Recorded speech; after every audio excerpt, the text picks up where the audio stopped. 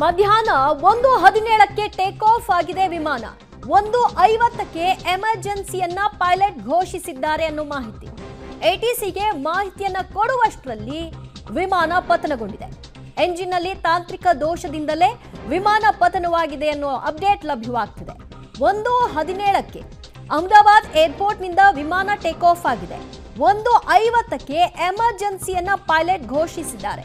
ಎಟಿಸಿಗೆ ಮಾಹಿತಿ ತಲುಪುವುದರ ಒಳಗಾಗಿ ಈ ದುರಂತ ಸಂಭವಿಸಿ ಹೋಗಿದೆ. ವಿಮಾನ ಪತನವಾಗಿದೆ. ಟೆಕ್ನಿಕಲ್ ರೀಸನ್ ಅಂತ ಹೇಳಲಾಗ್ತಿತ್ತು. ಅದರ ಬಗ್ಗೆ ಪೈಲಟ್ ಎಟಿಸಿಗೆ ಮಾಹಿತಿ ಕೊಟ್ಟಿದ್ರು ಅನ್ನೋದು ಕೂಡ ಈಗ ಗೊತ್ತಾಗ್ತಾ ಇದೆ. ಆ ವಿಚಾರ ಅವರಿಗೆ ತಲುಪಿ ಅದನ್ನ ಮುಂದೇನು ಅನ್ನೋದ್ರ ಬಗ್ಗೆ ಆ ಇನ್ಫಾರ್ಮೇಶನ್ ಪಡ್ಕೊಳ್ಳೋದ್ರ ಒಳಗಾಗಿ ವಿಮಾನ ಪತನವಾಗಿದೆ. 1:17ಕ್ಕೆ ಟೇಕ್ ಆಫ್ ಆಗಿ 1:50ಕ್ಕೆ ಈ ಬಗ್ಗೆ ಪೈಲಟ್ ಗಮನಕ್ಕೆ ತಂದಿದ್ದಾರೆ. ಎಟಿಸಿ ಗಮನಕ್ಕೆ. ಅಹಮದಾಬಾದ್ನಿಂದ ಲಂಡನ್ ಕಡೆಗೆ ವಿಮಾನ ಹೊರಟಿತ್ತು. ಕೇವಲ 2 ಕಿಲೋಮೀಟರ್ ಸಾಗಿತ್ತು.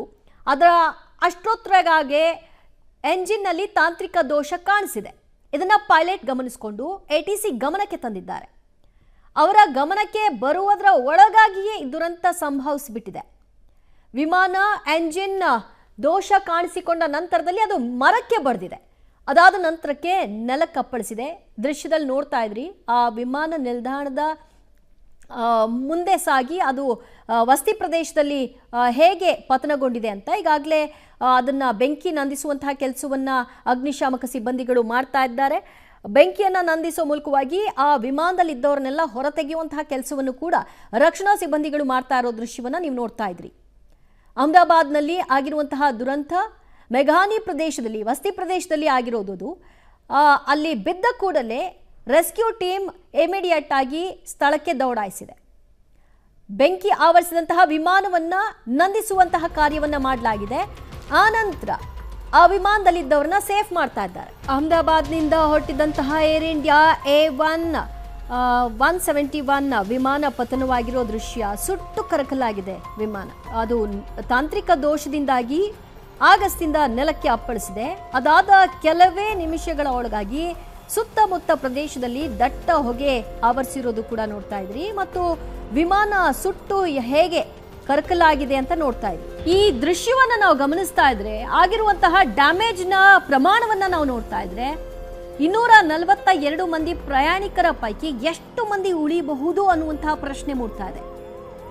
ಲಕಿಲಿ ಎಲ್ಲರೂ ಸೇಫ್ ಆಗ್ಲಿ ಅನ್ನೋದೇ ನಮ್ಮ ಪ್ರಾರ್ಥನೆ. ಆದ್ರೆ ದೃಶ್ಯ ನೋಡಿ, ಅಲ್ಲಿ ಹೇಗೆ ವಿಮಾನ ನೆಲಕ್ಕೆ ಬಡದ ಕೂಡಲೇ ಬೆಂಕಿ ಆವರಿಸ್ಕೊಳ್ತು ಅಂತ ಧಗಧಗನೆ ಒತ್ತಿ ಉರಿಲಿಕ್ಕೆ ಆರಂಭ ಆಯಿತು. ಆದ್ರ ಅದು ವಸತಿ ಪ್ರದೇಶದಲ್ಲೇ ಬಿದ್ದಿರೋದ್ರಿಂದ ಅದರ ಪಕ್ಕದಲ್ಲೇ ಮನೆಗಳಿದೆ.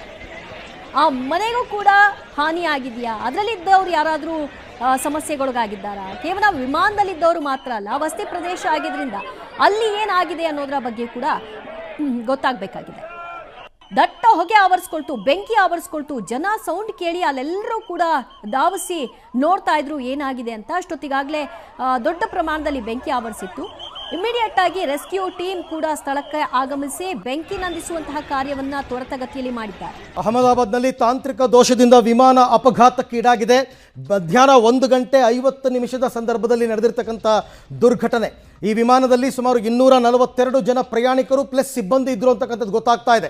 ಭಾರೀ ಸಾವು ನೋವಿನ ಸಂಭವ ದಟ್ಟವಾಗ್ತಾ ಇದೆ. ಯಾಕೆಂದರೆ ದೃಶ್ಯಗಳನ್ನ ನೋಡಿದ್ರೆ ಬಹಳ ಭೀಕರವಾಗಿದೆ. ನೋಡಿ, ಆ ವಿಮಾನ ಯಾವ ಪರಿಪ್ರಮಾಣದಲ್ಲಿ ಹೊತ್ತಿ ಉರಿದಿದೆ ಅಂತಕ್ಕಂಥದ್ದನ್ನು ಗಮನಿಸ್ತಾ ಇದ್ದೀರಾ. ಅಲ್ಲಿ ನೋಡ್ತಾ ಇದ್ದೀರಾ ದೃಶ್ಯದಲ್ಲಿ. ಈಗ ನಿಮಗೆ ಎಕ್ಸ್ಕ್ಲೂಸಿವ್ ಆಗಿ ನೋಡ್ತಾ ಇರೋ ದೃಶ್ಯ. ಒಂದು ಕಡೆ ವಿಮಾನ ಬರ್ತಾ ಇದೆ. ಆ ವಿಮಾನ ಟೇಕ್ ಆಫ್ ಆಗುವ ಸಂದರ್ಭದಲ್ಲೇ ಏಕಾಏಕಿ ಕ್ರ್ಯಾಶ್ ಆಗಿದೆ. ಏಕಾಏಕಿ ಕ್ರ್ಯಾಶ್ ಆಗಿರುವ ದೃಶ್ಯವನ್ನು ಗಮನಿಸ್ತಾ ಇದ್ದೀರಾ. ಹೆಂಗಾಯಿತು ಈ ಅಪಘಾತ?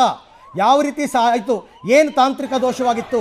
ಯಾಕೆ ಏರ್ ಕಂಟ್ರೋಲ್ ATC ಅವರಿಗೆ ಕಮ್ಯುನಿಕೇಟ್ ಮಾಡಲಿಲ್ಲ? ಇದೆಲ್ಲ ಪ್ರಶ್ನೆಗಳು ಆಮೇಲೆ ಬರುತ್ತೆ. ಬಟ್ ಸದ್ಯಕ್ಕಂತೂ ಅಹಮದಾಬಾದ್ನ ಮೇಘಾನಿ ವಸತಿ ಪ್ರದೇಶದ ಮೇಲೆ ಈ ವಿಮಾನ ಪತನವಾಗಿದೆ. ಟೇಕ್ ಆಫ್ ಆದ ಕೆಲವು ನಿಮಿಷಗಳಲ್ಲಿ ಆಗಿರ್ತಕ್ಕಂಥ ದುರ್ಘಟನೆ. ಅಹಮದಾಬಾದ್ನಿಂದ ಲಂಡನ್ಗೆ ತೆರಳುತ್ತಾ ಇತ್ತು ವಿಮಾನ. AI171 ಬೋಯಿಂಗ್ ಏರ್ ಇಂಡಿಯಾ ವಿಮಾನ ಪತನವಾಗಿರ್ತಕ್ಕಂಥದ್ದು. ಇತ್ತೀಚಿನ ವರ್ಷಗಳಲ್ಲಿ ಭಾರತದಲ್ಲಿ ಇಂಥ ದುರ್ಘಟನೆಗಳು ಸಂಭವಿಸಿರಲಿಲ್ಲ. ಬಟ್ ಇವಾಗ ಅಹಮದಾಬಾದ್ನಲ್ಲಿ ನಡೆದಿರ್ತಕ್ಕಂಥ ಘೋರ ದುರಂತ ಇದು. ಅಹಮದಾಬಾದ್ನ ಮೇಘಾನಿ ವಸತಿ ಪ್ರದೇಶದಲ್ಲಿ ಪತನವಾಗಿರೋ ದೃಶ್ಯವನ್ನು ಗಮನಿಸ್ತಾ ಇದ್ದೀರಾ. ಟೇಕ್ ಆಫ್ ಆಗುತ್ತಾ ಇದ್ದಂತೆ ವಿಮಾನ ಪತನವಾಗಿದೆ. ಆ ದೃಶ್ಯವನ್ನು ನೋಡ್ತಾ ಇದ್ದೀರಾ ನೀವು. ಹೇಗಾಯಿತು ಏನಾಯಿತು ಅಂತಕ್ಕಂಥದ್ದನ್ನು ಗಮನಿಸ್ತಾ ಇದ್ದೀರಾ. ವಿಮಾನ ನಿಲ್ದಾಣದಿಂದ ಕೇವಲ 2 ಕಿಲೋಮೀಟರ್ ದೂರದಲ್ಲಿ ಪತನ. ನಿಮಗೆ ರನ್ವೇನೇ ಅಷ್ಟುದ್ದ ಇರುತ್ತೆ ಹೆಚ್ಚು ಕಡಿಮೆ. ಆ ರನ್ವೇ ಅದು ದಾಟಿ ಮೇಲಕ್ಕೆ ಲಿಫ್ಟ್ ಆಗೋದಕ್ಕೆ ಮೊದಲು ವಿಮಾನ ಪತನವಾಗಿರುವಂತಹ ದೃಶ್ಯ ತಾವು ಗಮನಿಸ್ತಾ ಇದ್ದೀರಾ. ಗುಜರಾತ್ನಲ್ಲಾಗಿರ್ತಕ್ಕಂಥದ್ದು ಅಪಘಾತದ ಬಗ್ಗೆ ಈಗಾಗಲೇ ಕೇಂದ್ರ ಸರ್ಕಾರ ಕೂಡ ಎಚ್ಚೆತ್ತುಕೊಂಡಿದೆ. ಈಗಾಗಲೇ ನಾಗರಿಕ ವಿಮಾನಯಾನ ಸಚಿವರನ್ನು ಅಹಮದಾಬಾದ್ಗೆ ಕಳಿಸ್ಕೊಡ್ತಾ ಇದ್ದಾರೆ. ಎಷ್ಟು ಜನ ಏನಾಗಿದೆ ಗೊತ್ತಿಲ್ಲ.